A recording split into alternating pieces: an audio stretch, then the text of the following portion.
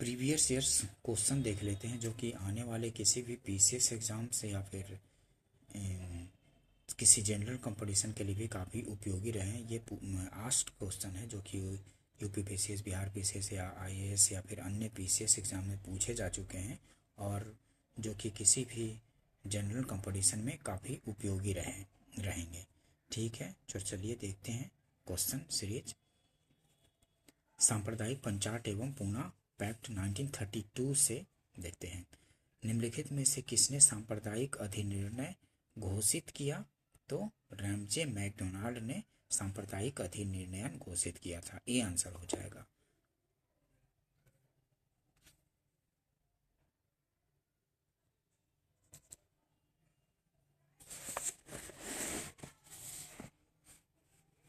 अगस्त 1932 के Ramsay McDonald के सांप्रदायिक पंचाट के द्वारा पहली बार एक पृथक निर्वाचक समूह बनाया गया, अछूतों के लिए बनाया गया था।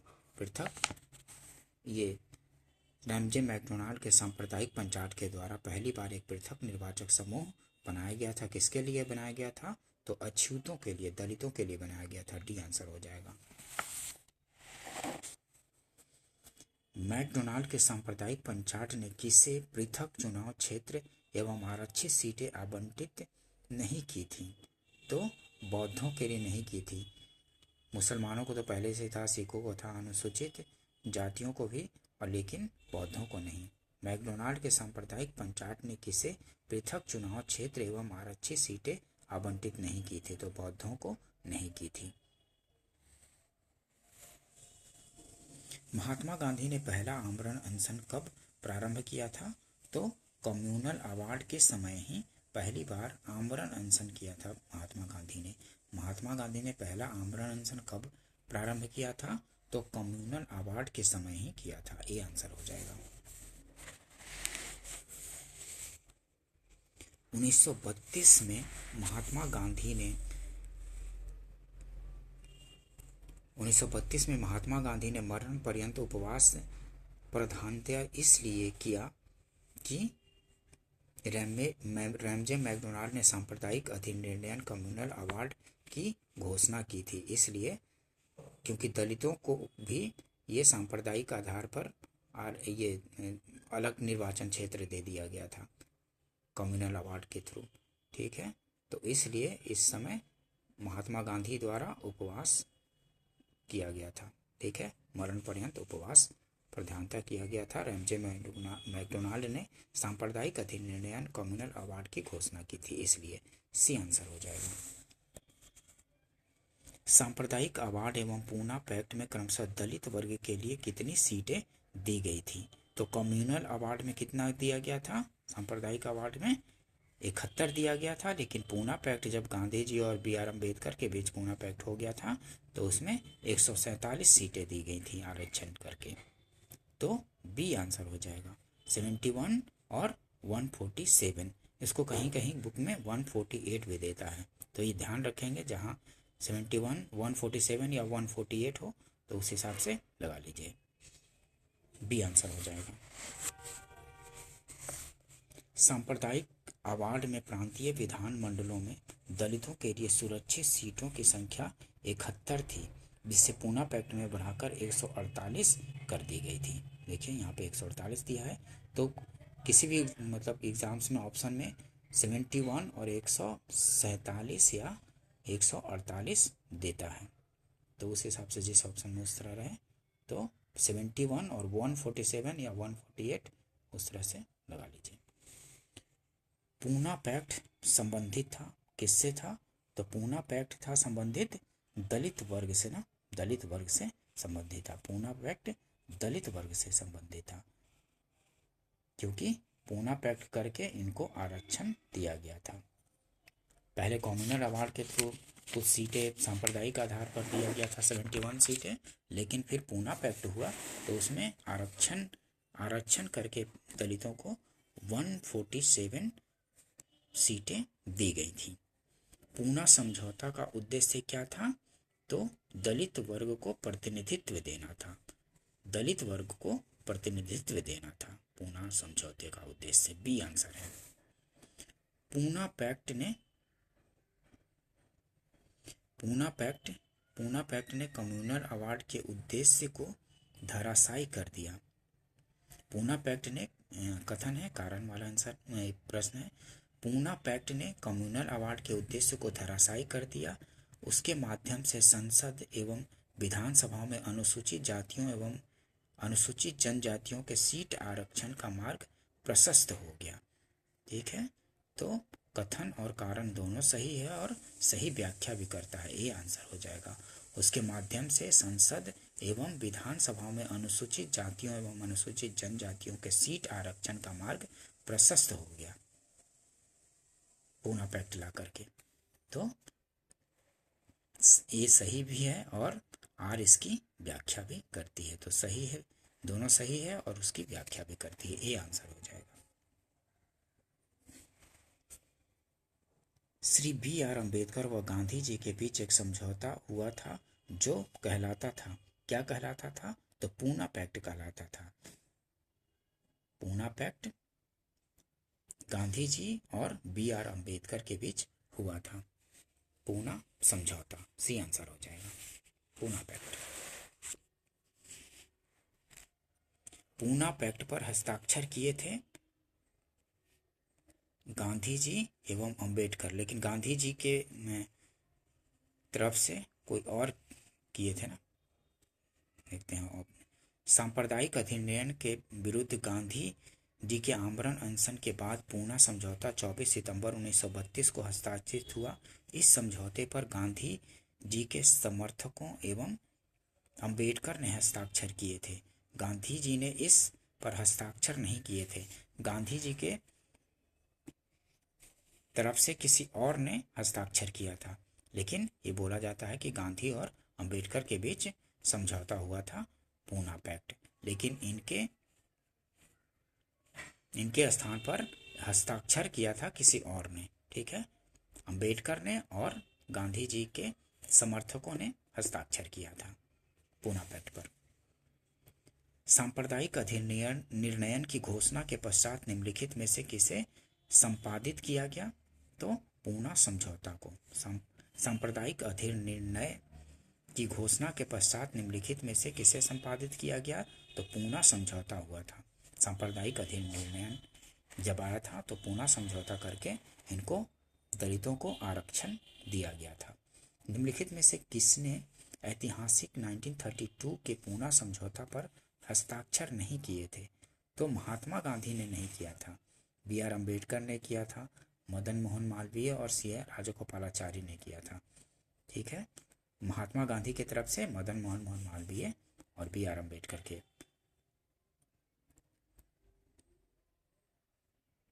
बम्बई में अन्य अनेक लोगों ने इस पर हस्ताक्षर किए। राजगोपालाचारी ने इस समझौते पर हस्ताक्षर के बाद डॉक्टर अम्बेडकर से अपनी कलम बदल ली।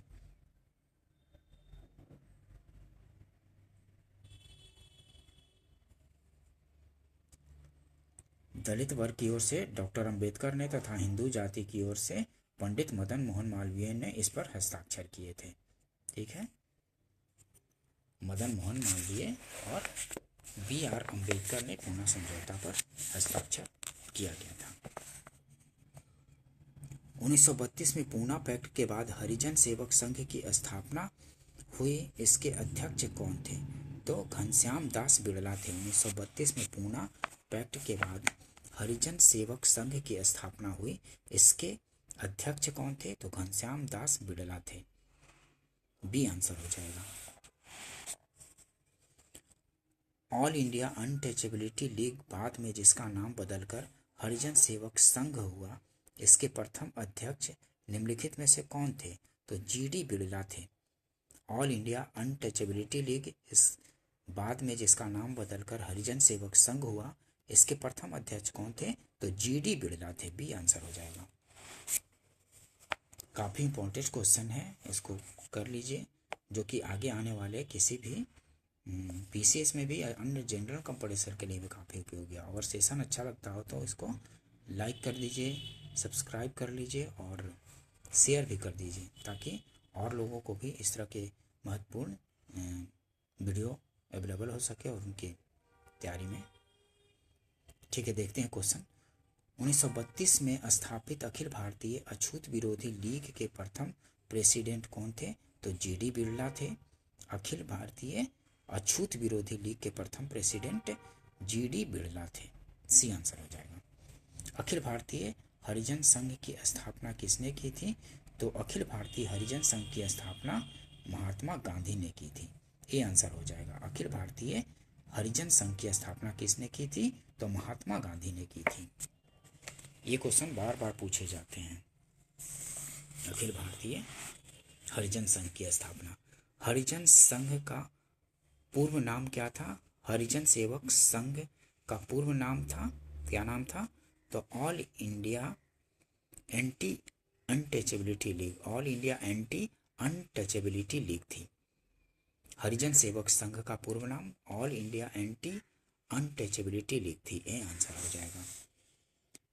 दलित वर्गों का संघ स्थापित किया गया था, डॉक्टर बी.आर. अम्बेडकर द्वारा स्थापित किया गया था। दलित वर्गों का संघ स्थापित किया गया था किसके द्वारा? Doctor B R. अम्बेडकर द्वारा। ये आंसर हो जाएगा। निम्नलिखित में से किसने कहा था महात्मा गांधी क्षणिक भूत की भांति धूल उड़ाते हैं, अस्तर नहीं? अस्तर नहीं, तो ये आंसर हो जाएगा। Doctor B R. अम्बेडकर ने महात्मा गांधी के बारे में कहा था कि महात्मा गांधी क्षणिक भूत की भांति धूल उठाते हैं, अस्तर नहीं उठाते। Doctor B R. अम्बेडकर द्वारा कहा गया था गांधी के बारे में। चलिए आगे देखते हैं। कांग्रेस समाजवादी पार्टी 1932 से संबंधित कुछ क्वेश्चन देखते हैं। कांग्रेस सोशलिस्ट पार्टी की पहली बैठक हुई कहाँ हुई थी? कांग्रेस सोशलिस्ट पार्टी की पहली बैठक पटना में हुई थी। सी आंसर हो जाएगा। वर्ष 1934 में पटना में कांग्रेस महासमिति की बैठक के दौरान ही इन सदस्यों की एक अलग बैठक हुई जिसमें अखिल भारतीय समाजवादी दल की स्थापना को औपचारिक मान्यता दी गई तथा अक्टूबर-नवंबर 1934 के दौरान बम्बई में इसकी नीतियां एवं कार्य प्रणालियां तय की गई। कांग्रेस सोशलिस्ट पार्टी की पहली बैठक पटना में हुई। वर्ष क्या था? तो 1934 में। डी आंसर हो जाएगा। कांग्रेस सोशलिस्ट पार्टी की पहली बैठक पटना में हुई। कब? 1934 में, 1934 में। कांग्रेस सोशलिस्ट पार्टी संदर्भ में निम्नलिखित कथनों पर विचार कीजिए। तो कौन सा सही है? कांग्रेस सोशलिस्ट पार्टी के संदर्भ में कौन सा सही? इसने ब्रिटिश माल के बहिष्कार और करों के अपवंचन की वकालत की। यह सर्वहारा वर्ग का अधिनायकत्व स्थापित करना चाहती थी। इसने अल्पसंख्यकों तथा दलित वर्गों के लिए पृथक निर्वाचन क्षेत्र की वकालत की थी। ये तीनों नहीं होगा, ठीक है, तीनों गलत है, क्योंकि कांग्रेस सोशलिस्ट पार्टी बोल रहा है तो सोशलिस्ट है तो ये लोगों की बात करेगा, ना कि सर्वहारावाद की बात करेगा। अल्पसंख्यकों दलित ये तो था ही नहीं, ये तो कम्युनल अवार्ड से जुड़ा हुआ था। और इसने ब्रिटिश माल के बहिष्कार और करों के अपवंचन की वकालत की, ये वाली भी नहीं होगी। तो इनमें से कोई नहीं। कांग्रेस समाजवादी पार्टी ने ब्रिटिश उत्पादों तथा करों के बहिष्कार का समर्थन किया, न कि करों के अपवंचन का। ठीक है, करों के बहिष्कार का समर्थन किया, न कि करों के अपवंचन का। ठीक है। कांग्रेस समाजवादी पार्टी समानता के अधिकार पर समाजवादी समाज की स्थापना करना चाहते थे। सर्वहारा वर्ग का अधिनायकवाद स्थापित करना इसका लक्ष्य नहीं था। ठीक है, यह मार्क्सवाद का लक्ष्य था। इसने अल्पसंख्यकों तथा दलित वर्गों के लिए पृथक निर्वाचन की वकालत नहीं की। ठीक है, तो तीनों गलत है। निम्नलिखित में से कौन कांग्रेस समाजवादी दल का प्रमुख नेता था? तो कांग्रेस समाजवादी दल का प्रमुख नेता था आचार्य नरेंद्र देव। कांग्रेस समाजवादी दल का प्रमुख नेता कौन थे? आचार्य नरेंद्र देव थे। डी आंसर हो जाएगा। वर्ष 1934 में पटना में अखिल भारतीय कांग्रेस समाजवादी पार्टी का संयोजक कौन था? तो जयप्रकाश नारायण थे। 1934 में पटना में अखिल भारतीय कांग्रेस समाजवादी पार्टी के संयोजक जयप्रकाश नारायण थे। सी आंसर हो जाएगा। वर्ष 1934 में कांग्रेस समाजवादी पार्टी का गठन किया गया था, किसके द्वारा? तो जयप्रकाश नारायण और आचार्य नरेंद्र देव द्वारा। बी आंसर हो जाएगा। वर्ष 1934 में कांग्रेस समाजवादी पार्टी का गठन किया गया था, किनके द्वारा? तो जयप्रकाश नारायण और आचार्य नरेंद्र देव द्वारा। एक्सप्लेनेशन देख लेते हैं। वर्ष 1934 में कांग्रेस समाजवादी पार्टी का गठन कांग्रेस के भीतर ही जयप्रकाश नारायण, योगेंद्र शुक्ला, मीनू मसानी और आचार्य नरेंद्र देव आदि द्वारा किया गया था। 1934 में कांग्रेस समाजवादी पार्टी का गठन कांग्रेस के भीतर ही जयप्रकाश नारायण, योगेंद्र शुक्ला, मीनू मसानी, आचार्य नरेंद्र देव आदि द्वारा किया गया था। काफ़ी इम्पोर्टेंट क्वेश्चन है ये, बिहार पीसीएस में काफ़ी पूछे जाते हैं। कांग्रेस समाजवादी पार्टी वाला क्वेश्चन बार बार रिपीट होते हैं ये क्वेश्चन बिहार पीसीएस में, अन्य पीसीएस में भी या फिर छोटे एग्जाम्स में भी काफ़ी पूछे जाते हैं। इसको तैयार कर लीजिए अच्छे से। जयप्रकाश नारायण इस पार्टी से जुड़े थे, कांग्रेस सोशलिस्ट पार्टी से जुड़े थे। ठीक है, कांग्रेस समाजवादी पार्टी से, कांग्रेस सोशलिस्ट पार्टी से। सी आंसर हो जाएगा। बिहार सोशलिस्ट पार्टी के संस्थापक कौन थे? तो जयप्रकाश नारायण थे। ठीक है, ये आंसर हो जाएगा। लोकनायक के नाम से किसे जाना जाता था? तो लोकनायक के नाम से जयप्रकाश नारायण को जाना जाता है। लोकनायक के नाम से किसे जाना जाता है? तो जयप्रकाश नारायण को जाना जाता है लोकनायक के नाम से। जयप्रकाश नारायण किस नाम से जाने जाते हैं? तो लोकनायक के नाम से जाने जाते हैं जयप्रकाश नारायण। जयप्रकाश दिवस कब मनाया जाता है? तो जयप्रकाश दिवस अप्रैल 1946 में मनाया गया था। जयप्रकाश दिवस मनाया गया कब? अप्रैल 1946 में मनाया गया था।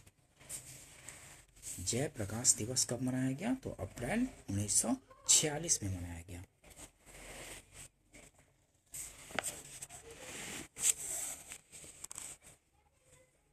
श्री नरसिंह नारायण क्या थे? तो समाजवादी थे। श्री नरसिंह नारायण समाजवादी थे। निम्नलिखित कथनों पर विचार कीजिए। 1936 में हस्ताक्षरित बम्बई मैनिफेस्टो प्रत्यक्ष रूप से समाजवादी आदर्शों के प्रतिपादन का विरोधी था। दूसरा, इसको समस्त भारत से बृहत व्यापारिक समुदाय का सहयोग मिला था। तो दोनों सही है। ठीक है, 1 और 2 दोनों सही है। 1936 में हस्ताक्षरित बम्बई मैनिफेस्टो प्रत्यक्ष रूप से समाजवादी आदर्शों के प्रतिपादन का विरोधी था। इसको समस्त भारत से बृहत व्यापारिक समुदाय का सहयोग मिला था। दोनों सही है। प्रांतीय चुनाव और मंत्रिमंडल का गठन देख लेते हैं इससे क्वेश्चन। प्रांतीय चुनाव और मंत्रिमंडल का गठन 1937 में संपन्न विधानसभा चुनावों में इंडियन नेशनल कांग्रेस को निम्न में से किस प्रांत में पूर्ण बहुमत नहीं मिला था? तो पंजाब में पूर्ण बहुमत नहीं मिला था इंडियन नेशनल कांग्रेस को। ठीक है, मध्य प्रांत में मिला था, बिहार में, मद्रास में, यहाँ मिला था, लेकिन पंजाब में पूर्ण बहुमत कांग्रेस को नहीं मिला था।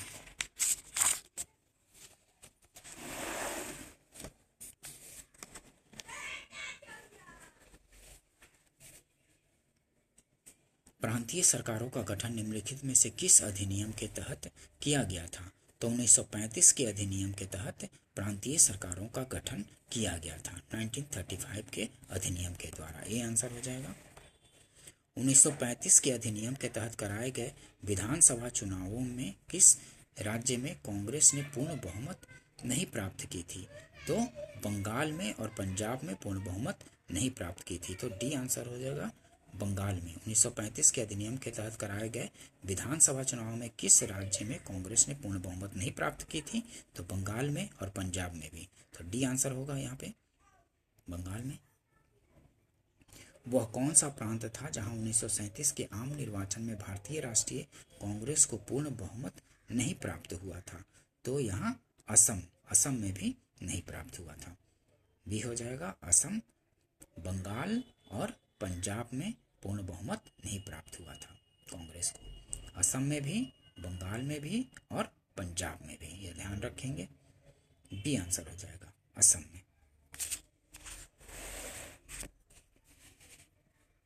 1937 के चुनावों में कांग्रेस द्वारा बहुमत प्राप्त प्रांतों की संख्या कितनी थी? तो 5 थी। 5 प्रांतों में पूर्ण बहुमत कांग्रेस को मिला था। 1937 के चुनाव में कांग्रेस द्वारा बहुमत प्राप्त प्रांतों की संख्या क्या थी? तो बहुमत 5 राज्यों में मिला था, 5 प्रांतों में कांग्रेस को बहुमत। और कहाँ कहाँ नहीं मिला था? पंजाब में, असम में और बंगाल में बहुमत नहीं मिला था। वह प्रांत जहां 1937 के आम चुनाव के बाद भारतीय राष्ट्रीय कांग्रेस ने अपनी सरकार नहीं बनाई थी। तो भारतीय राष्ट्रीय कांग्रेस ने अपनी सरकार बंगाल में नहीं बनाई थी, बिहार में बनाई थी, मद्रास में बनाई थी, उड़ीसा में बनाई थी, लेकिन बंगाल में नहीं बनाई थी। ये आंसर हो जाएगा। जुलाई 1937 के दौरान 6 प्रांतों में भारतीय राष्ट्रीय कांग्रेस ने अपने मंत्रिमंडल गठित किए। ये प्रांत थे मद्रास, बम्बई, मध्य प्रांत, उड़ीसा, बिहार और संयुक्त प्रांत। बाद में पश्चिमोत्तर प्रांत और असम में भी कांग्रेस ने अन्य सहयोगियों के साथ मिलकर गठबंधन मंत्रिमंडल बनाए थे। बाद में पश्चिमोत्तर प्रांत और असम में भी कांग्रेस ने अन्य सहयोगियों के साथ मिलकर गठबंधन मंत्रिमंडल बनाए थे। तो ऐसे मिलाकर के कुल हो गया 8 राज्य, ठीक है, जहां 2 सहयोगियों के साथ मिलकर के बनाए थे, पश्चिमोत्तर प्रांत और असम में, और बाकी 6 में। निम्न में से किस एक प्रदेश में 1935 के अधिनियम के अंतर्गत कांग्रेस की मंत्रिपरिषद का गठन नहीं हुआ था? तो पंजाब में कांग्रेस की मंत्रिपरिषद का गठन नहीं हुआ था। वर्ष 1937 के चुनाव में कितने प्रांतों में कांग्रेस का मंत्रिमंडल बना था? तो 6 में कांग्रेस का मंत्रिमंडल बना था।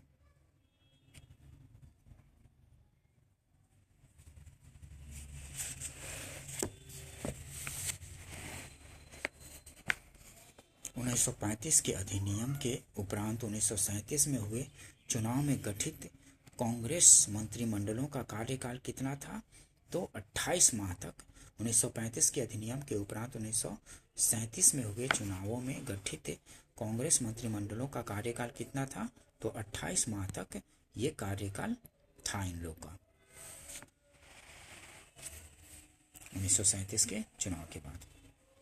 1937 में प्रांतों में मंत्रिमंडल के निर्माण के उपरांत कांग्रेस का शासन कितने महीने चला था? तो 28 महीने चला था। ये हो जाएगा आंसर। ये रिपीट होता है काफ़ी बार कि कितने महीने ये सरकार चली थी। छोटे एग्जाम्स में भी, आप पीसीएस में भी बार बार रिपीट होते हैं, इसको ध्यान से देखेंगे। मुस्लिम लीग ने मुक्ति दिवस मनाया था। मुक्ति दिवस कब मनाया था? मुस्लिम लीग ने मुक्ति दिवस 1939 में मनाया था, 1939 में। ये आंसर हो जाएगा। जब कांग्रेस ने त्याग पत्र दे दिया था तो मुस्लिम लीग द्वारा 1939 में मुक्ति दिवस मनाया गया था, ठीक है।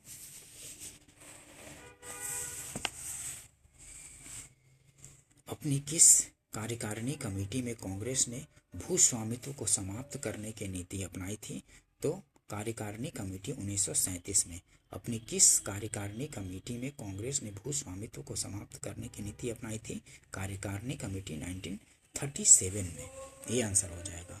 भारतीय राष्ट्रीय कांग्रेस की कार्यकारिणी कमेटी ने 1937 में भू स्वामित्व को समाप्त करने की नीति अपनाई। संयुक्त प्रांत और बिहार में कांग्रेस सरकारों द्वारा काश्तकारी बिल पारित किए गए। सभी कांग्रेस शासित प्रांतों में कांग्रेसों को साहूकारों के चंगुल से बचने तथा सिंचाई सुविधाओं को बेहतर बनाने के प्रयास किए गए। जब ये लोग सरकार में आए थे तो ये काम किए थे। 1937 के चुनाव के पश्चात यूपी में गठित मंत्रिमंडल में किसको वित्त विभाग सौंपा गया था? तो रफ़ी अहमद की दवाई को सौंपा। 1937 के चुनाव के पश्चात यूपी में गठित मंत्रिमंडल में किसको वित्त विभाग सौंपा गया था? तो बी आंसर हो जाएगा। रफ़ी अहमद की दवाई को सौंपा गया था, ठीक है। कांग्रेस प्रशासित प्रदेशों में मुस्लिमों को शिकायतों से संबंधित रिपोर्टों पर विचार कीजिए।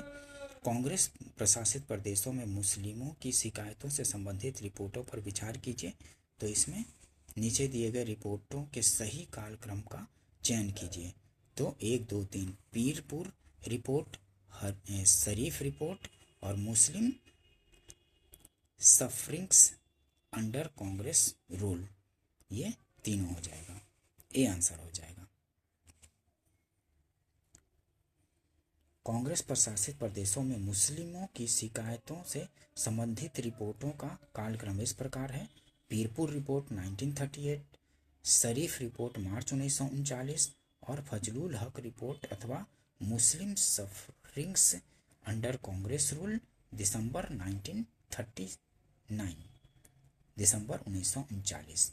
श्रेणी देख लीजिए, Pirpur report, Sharif report, Muslim sufferings under Congress rule, 1, 2, 3 हो जाएगा, ए आंसर हो जाएगा। इसको ध्यान रख लीजिएगा क्योंकि पूछे जा सकते हैं।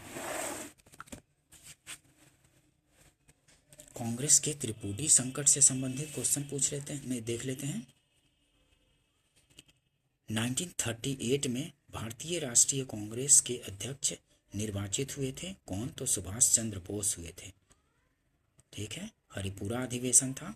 1938 में भारतीय राष्ट्रीय कांग्रेस के अध्यक्ष निर्वाचित हुए थे सुभाष चंद्र बोस। हरिपुरा अधिवेशन था 1938 के हरिपुरा अधिवेशन में सुभाष चंद्र बोस से काफी क्वेश्चन बार बार पूछे जाते हैं, इसको ध्यान रखेंगे। भारतीय राष्ट्रीय कांग्रेस के हरिपुरा अधिवेशन की अध्यक्षता निम्नलिखित में से किसने की थी? तो सुभाष चंद्र बोस ने, SC बोस ने की थी, सुभाष चंद्र बोस ने, सी आंसर हो जाएगा। हरिपुरा, जहां भारतीय राष्ट्रीय कांग्रेस का वार्षिक अधिवेशन 1938 में सुभाष चंद्र बोस की अध्यक्षता में हुआ था, वह निम्नांकित राज्य में स्थित है। तो हरिपुरा कहाँ स्थित है? गुजरात में, जहाँ की 1938 में सुभाष चंद्र बोस ने अध्यक्षता की थी। ये आंसर हो जाएगा, हरिपुरा गुजरात में स्थित है, इसको ध्यान रखेंगे। भारतीय राष्ट्रीय कांग्रेस के त्रिपुरी सम्मेलन में वर्ष 1939 में सुभाष चंद्र बोस को कांग्रेस का अध्यक्ष चुना गया। यह त्रिपुरी कहाँ स्थित है? तो त्रिपुरी स्थित है जबलपुर में, जबलपुर मध्य प्रदेश में है। ठीक है, सी आंसर हो जाएगा। कांग्रेस की अध्यक्षता त्रिपुरी में 1938 में सुभाष चंद्र बोस को मिली थी। ठीक है, 38 में हरिपुरा में अध्यक्षता किए थे और फिर 1939 में त्रिपुरी में।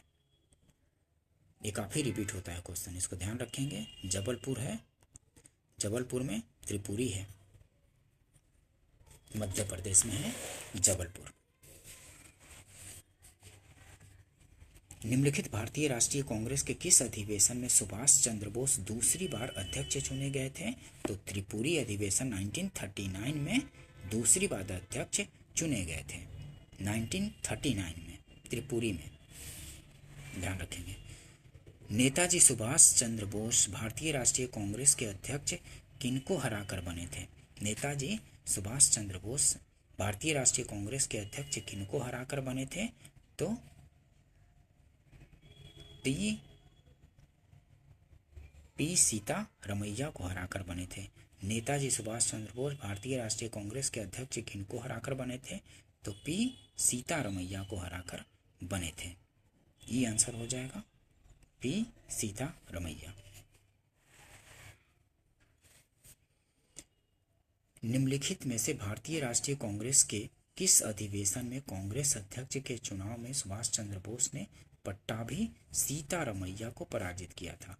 तो पी सीतारमैया या पट्टाभी सीतारमैया को त्रिपुरी अधिवेशन में 1939 में हराया था। पी सीतारमैया या पट्टाभी सीतारमैया, इसी को पी सीतारमैया बोलते हैं। पट्टाभी सीतारमैया को ये गांधी जी के प्रतिनिधि थे, पट्टाभी सीतारमैया। जब इनको हराया गया था तो गांधी जी ने बोला था कि ये पट्टाभी सीतारमैया की हार नहीं, ये मेरी हार है, गांधी जी ने बोला था। इस बार जब सुभाष चंद्र बोस जीत गए थे तो त्रिपुरी अधिवेशन 1939 में पट्टाभी सीतारामैया को हराकर अध्यक्षता हासिल की थी।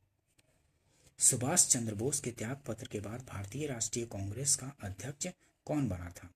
जब गांधी जी और सुभाष चंद्र बोस के बीच विवाद उत्पन्न हो गया था 1939 में त्रिपुरी अधिवेशन में, तो उसके बाद इन्होंने सुभाष चंद्र बोस ने त्याग पत्र दे दिया और फिर अध्यक्षता किसने ग्रहण की? तो राजेंद्र प्रसाद ने ग्रहण की थी।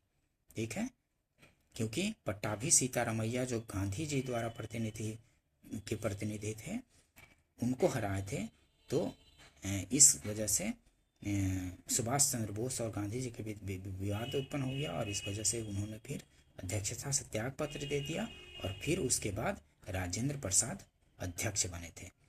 सी आंसर हो जाएगा। ये भी क्वेश्चन काफी बार रिपीट हो जाता है, देख लीजिए कितनी बार पूछा गया है।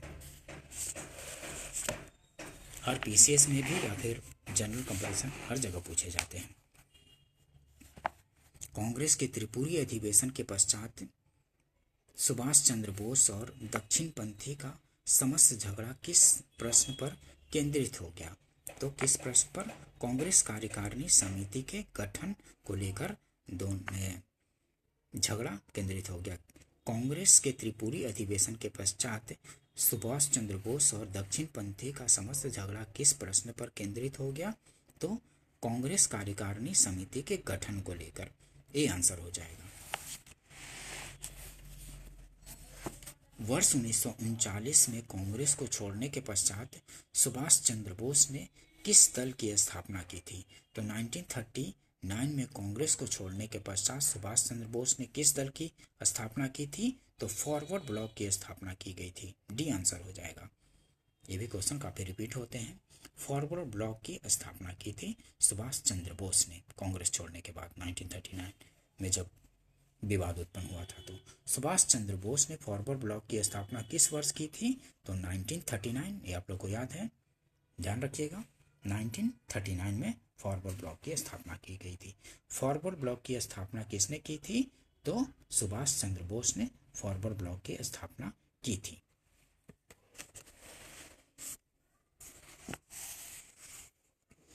किस भारतीय राष्ट्रीय नेता ने जर्मनी और ब्रिटेन के बीच युद्ध को ऐसे ईश्वर प्रदत्त अवसर के रूप में देखा जिसने भारतीयों को उस स्थिति का अपने हित में लाभ उठाने का मौका मिलता है?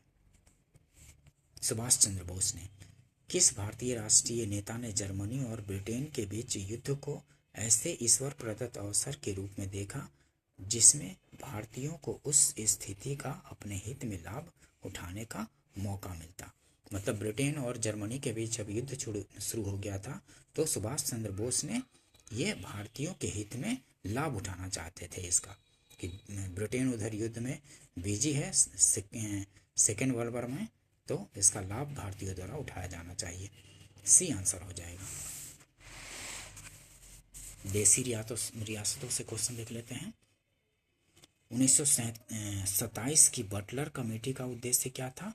1927 की बटलर कमेटी का उद्देश्य भारत सरकार तथा देसी राज्यों के मध्य संबंधों को सुधारना इसका उद्देश्य था। बटलर कमेटी का उद्देश्य भारत सरकार तथा देसी राज्यों के मध्य संबंधों को सुधारना।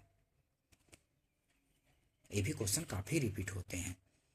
भारत सरकार तथा देसी राज्यों के मध्य संबंधों को सुधारना।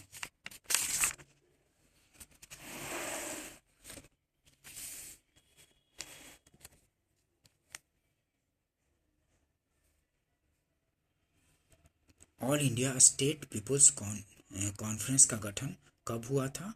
तो 1927 में हुआ था। All India state people's conference का गठन कब हुआ था? तो 1927 में हुआ था, 1927 में हुआ था। निम्नलिखित में से कौन 1939 में Bharat Praja Mandal All India state people's Conference के अध्यक्ष थे? तो जवाहरलाल नेहरू थे। निम्नलिखित में से कौन 1939 में Bharat Praja Mandal All India States Peoples Conference के अध्यक्ष थे? तो जवाहरलाल नेहरू थे। बी आंसर हो जाएगा। भारतीय संघ में रजवाड़ों का विलय अधिकाधिक किस सन में हुआ?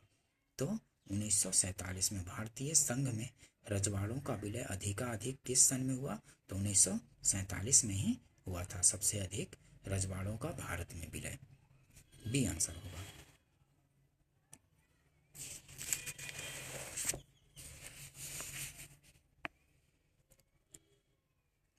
राज्यों का विलयीकरण जिनके नेतृत्व में हुआ वे कौन थे? तो सरदार पटेल के नेतृत्व में राज्यों का विलयीकरण हुआ था। राज्यों का विलयीकरण किनके नेतृत्व में हुआ था? तो सरदार पटेल के नेतृत्व में। अन्य रजवाड़ों के भारत में विलय के बाद भी किन 3 राज्यों ने भारत में शामिल होना विलंबित किया था? तो जूनागढ़ था, हैदराबाद और जम्मू कश्मीर ने विलय करने में विलंब किया था। जूनागढ़, हैदराबाद और जम्मू कश्मीर। बी आंसर होगा। जम्मू एवं कश्मीर भारत का अभिन्न अंग बना कब? तो 26 अक्टूबर 1947 को जम्मू कश्मीर भारत का अभिन्न अंग कब बना? 26 अक्टूबर 1947 को बना। सी आंसर हो जाएगा। भारतवर्ष के विभाजन के समय ब्रिटिश भारत के निम्नलिखित में से किस एक प्रांत ने एक संयुक्त एवं स्वतंत्र अस्तित्व के लिए योजना सामने रखी थी? तो पंजाब ने रखी थी। भारतवर्ष के विभाजन के समय ब्रिटिश भारत के निम्नलिखित में से किस एक प्रांत ने संयुक्त एवं स्वतंत्र अस्तित्व के लिए योजना सामने रखी थी? तो पंजाब ने रखी थी।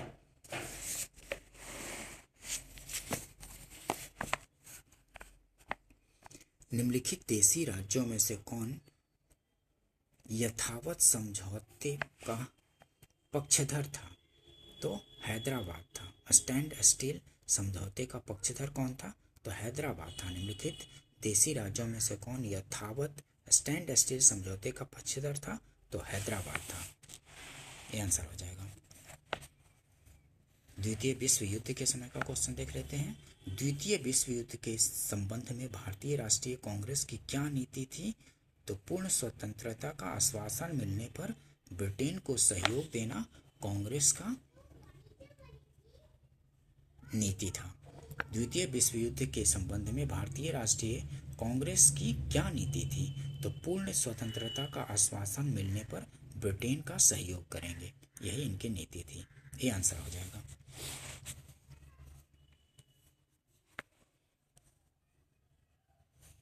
द्वितीय विश्व युद्ध में भारतीय राष्ट्रीय कांग्रेस ने अंग्रेजों को सहयोग प्रदान किया था, ये नहीं है,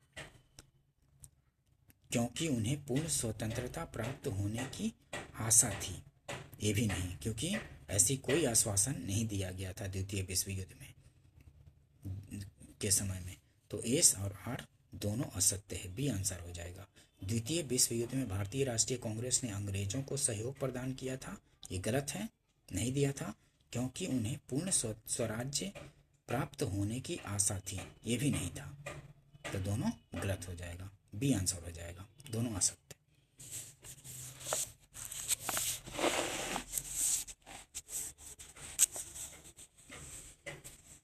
वर्ष 1939 में सभी प्रांतों में कांग्रेस मंत्रिमंडलों ने त्यागपत्र दे दिया। कांग्रेस ने द्वितीय विश्व युद्ध के संदर्भ में वायसराय के जर्मनी के विरुद्ध युद्ध घोषित कर देने के निर्णय को स्वीकार नहीं किया। कांग्रेस ने द्वितीय विश्व युद्ध के संदर्भ में वायसराय के जर्मनी के विरुद्ध युद्ध घोषित कर देने के निर्णय को स्वीकार नहीं किया था, इसलिए मंत्रिमंडल से त्यागपत्र दे दिया था। ये आंसर हो जाएगा। ए और आर दोनों सही और सही व्याख्या भी है, क्योंकि जब उस समय कांग्रेस का मंत्रिमंडल 1939 में था, तो उस समय जब द्वितीय विश्व युद्ध शुरू हुआ तो बिना भारतीयों से पूछे ही भारतीयों को जर्मनी के खिलाफ युद्ध में होने का वो घोषणा कर दिया गया था। इस वजह से फिर इसने कांग्रेस ने मंत्रिमंडलों से त्यागपत्र दे दिया था। तो ये आंसर हो जाएगा। कांग्रेस ने द्वितीय विश्व युद्ध के संदर्भ में वायसराय के जर्मन के विरुद्ध युद्ध घोषित कर देने के निर्णय को स्वीकार नहीं किया, इसलिए त्यागपत्र दे दिया गया। 1939 में कांग्रेस मंत्रिमंडल ने 7 प्रांतों में त्यागपत्र दे दिया था क्योंकि उपयुक्त कथनों को ए बी सी में से कोई भी सही नहीं है। कांग्रेस अन्य 4 प्रांतों में मंत्रिमंडल नहीं बना पाई थी। कांग्रेस में वाम पक्ष के उदय से मंत्रिमंडल का कार्य कर सकना असंभव हो गया था। उनके प्रांतों में बहुत अधिक सांप्रदायिक अशांति थी। 1939 में कांग्रेस मंत्रिमंडल ने 7 प्रांतों में त्यागपत्र दे दिया था क्योंकि तो ये सब सही नहीं है, क्योंकि उस समय जब द्वितीय विश्व युद्ध स्टार्ट हुआ था तो बिना पूछे ही शामिल कर लिया गया था युद्ध में। तो इसी वजह से इन प्रांतों में कांग्रेस ने त्यागपत्र दिया था, न कि इन सब कारणों से। द्वितीय विश्व युद्ध में बिना पूछे ही शामिल कर लिए जाने की वजह से त्यागपत्र दिया गया था प्रांतों में। द्वितीय विश्व युद्ध कब समाप्त हुआ? तो 1945 में समाप्त हुआ था। देख लेते हैं एक्सप्लेनेशन। द्वितीय विश्व युद्ध 1 सितंबर 1939 को जर्मनी के पोलैंड पर आक्रमण के साथ प्रारंभ हुआ था, जो कि 6 वर्ष बाद जापान के हिरोशिमा एवं नागासाकी पर अमेरिका द्वारा परमाणु बम गिराए जाने के बाद अगस्त 1945 में समाप्त हुआ था। द्वितीय विश्व युद्ध के समय ब्रिटेन का प्रधानमंत्री कौन था? तो द्वितीय विश्व युद्ध के समय ब्रिटेन का प्रधानमंत्री चर्चिल था, विंस्टन चर्चिल। द्वितीय विश्व युद्ध के समय ब्रिटेन का प्रधानमंत्री। पाकिस्तान की मांग से संबंधित कुछ क्वेश्चन देखते हैं। भारतीय मुसलमानों के पृथक राज्य के लिए पाकिस्तान शब्द का प्रयोग सबसे पहले निम्नलिखित में से किसने किया था? जो चौधरी रहमत अली और उनके मित्रों ने की थी। भारतीय मुसलमानों के पृथक राज्य के लिए पाकिस्तान शब्द का प्रयोग सबसे पहले निम्न में से किसने किया? तो चौधरी रहमत अली व उनके मित्रों ने किया था। डी आंसर हो जाएगा। मुसलमानों के पृथक राष्ट्र का विचार दिया था किसने? तो सर मोहम्मद इकबाल ने दिया था। मुसलमानों के लिए पृथक राष्ट्र का विचार दिया था किसने? तो सर मोहम्मद इकबाल ने मुसलमानों के लिए पृथक राष्ट्र का विचार दिया था। निम्नलिखित में से किसने सर्वप्रथम भारत में एक पृथक मुस्लिम राज्य का प्रस्ताव रखा था? तो पृथक मुस्लिम राज्य का प्रस्ताव रखा था मोहम्मद इकबाल ने। निम्नलिखित में से किसने सर्वप्रथम भारत में एक पृथक मुस्लिम राज्य का प्रस्ताव रखा था? तो मोहम्मद इकबाल ने रखा था। पाकिस्तान के अलग राज्य आंदोलन का नेतृत्व किसने किया था? तो मोहम्मद अली जिन्ना ने किया था। पाकिस्तान के अलग राज्य आंदोलन का नेतृत्व मोहम्मद अली जिन्ना ने किया था। ध्यान रखेंगे। निम्नलिखित में से किसने मोहम्मद अली जिन्ना को हिंदू मुस्लिम एकता का दूत कहा था? तो सरोजनी नायडू ने कहा था। निम्नलिखित में से किसने मोहम्मद अली जिन्ना को हिंदू मुस्लिम एकता का दूत कहा था? तो सरोजनी नायडू ने कहा था। मोहम्मद अली जिन्ना को हिंदू मुस्लिम एकता का दूत कहा था, सरोजनी नायडू ने कहा था।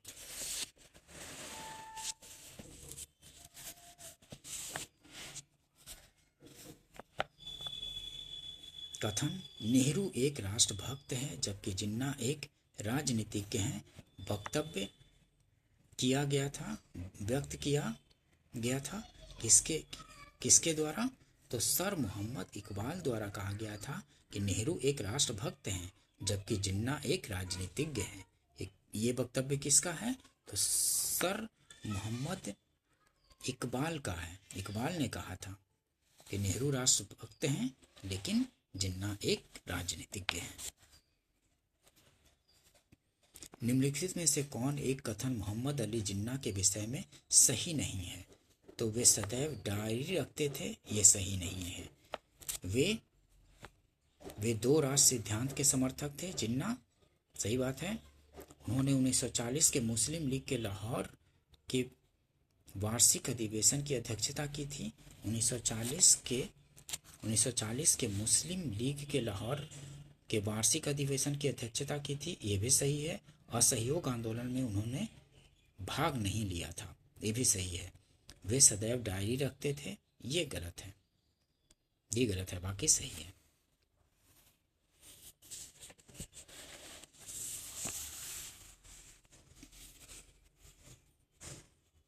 मुस्लिमों के लिए एक पृथक देश के प्रथम बार एक निश्चित अभिव्यक्ति कहाँ हुई थी? मुस्लिमों के लिए एक पृथक देश की प्रथम बार एक निश्चित अभिव्यक्ति कहाँ हुई थी? 1930 के मुस्लिम लीग के इलाहाबाद अधिवेशन के इकबाल के अध्यक्षीय भाषण में। मुस्लिमों के लिए एक पृथक देश की प्रथम बार एक निश्चित अभिव्यक्ति कहाँ हुई थी? तो 1930 के मुस्लिम लीग के इलाहाबाद अधिवेशन के इकबाल के अध्यक्षीय भाषण में। ठीक है, यहीं पे ए आंसर हो जाएगा, मुस्लिमों के लिए एक पृथक देश की।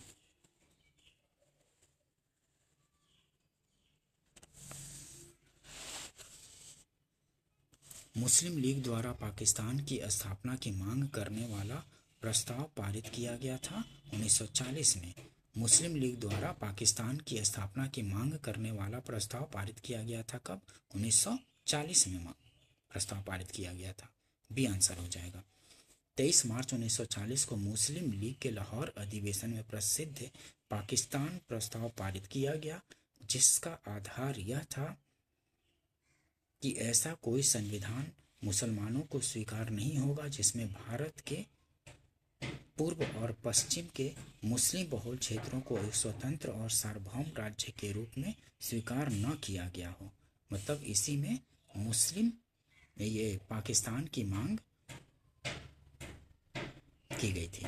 मुस्लिम लीग द्वारा पाकिस्तान की स्थापना की मांग करने वाला प्रस्ताव पारित कब किया गया था? 1940 में। ठीक है, लाहौर अधिवेशन में मुस्लिम लीग द्वारा पाकिस्तान का प्रस्ताव पारित किया गया था कब? तो मार्च 1940 में लाहौर अधिवेशन में, मुस्लिम लीग के लाहौर अधिवेशन में।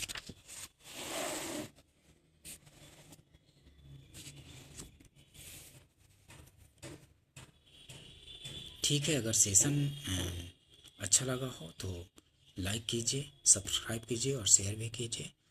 चलिए मिलते हैं नेक्स्ट वीडियो में, तब तक के लिए थैंक यू।